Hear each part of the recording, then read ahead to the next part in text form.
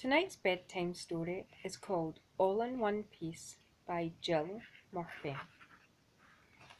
I hope you're sitting comfortably.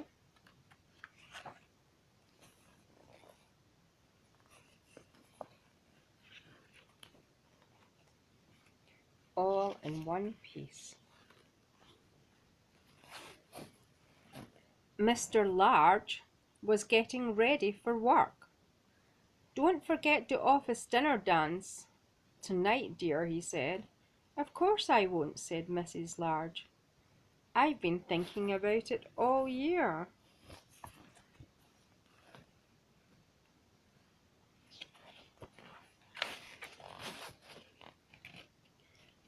"Are children allowed at the dinner dance?" asked Lester. "No," said Mrs. Large. "It'll be too late for little ones." "What about the baby?" asked Luke. "Granny is coming to take care of everyone," said Mrs. Large, "so there's no need to worry."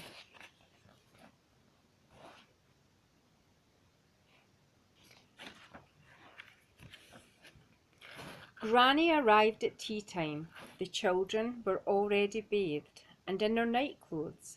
Granny gave them some painting to do while she tidied up, and Mr. and Mrs. Large went upstairs to get ready.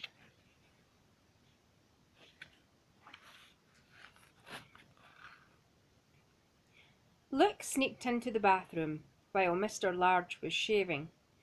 "Will I have to shave when I grow up?" he asked, patting foam onto his trunk.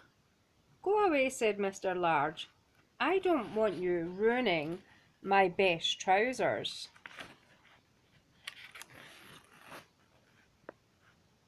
The baby crept into the bedroom where Mrs. Large was putting on her makeup. Mrs. Large didn't notice it until it was too late.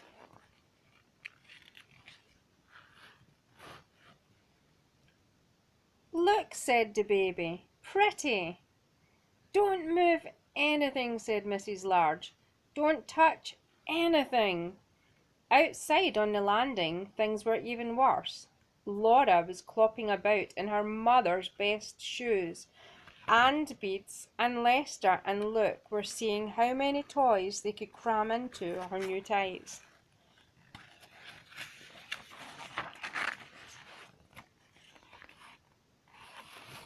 "Downstairs at once," bellowed Mrs. Large. "Can't I just have one night in the whole year to myself? One night when I'm not covered in jam and poster paint? One night when I can put on my best dress and walk through the front door all in one piece?"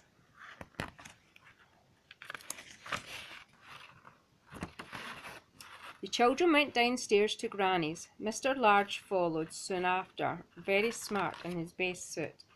At last Mrs. Large appeared in the doorway. "How do I look?" she asked.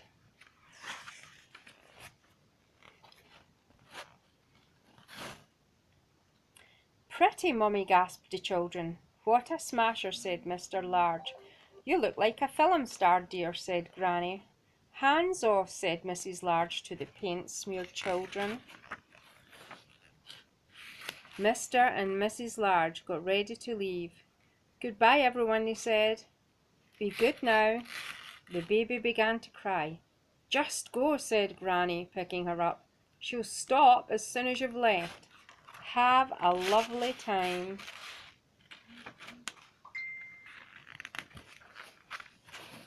"We've escaped," said Mr. Large with a smile, closing the front door behind him.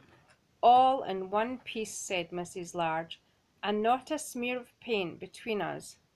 "Actually," said Mr. Large gallantly, "you'd look wonderful to me even if you were covered in paint." Which was perfectly true. Just as well, really.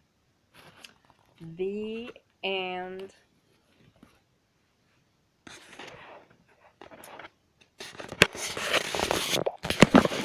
So I hope you've had a lovely story, and as always, tuck up, sweet dreams, good night, God bless. Love you, especially for Sophia and Lily.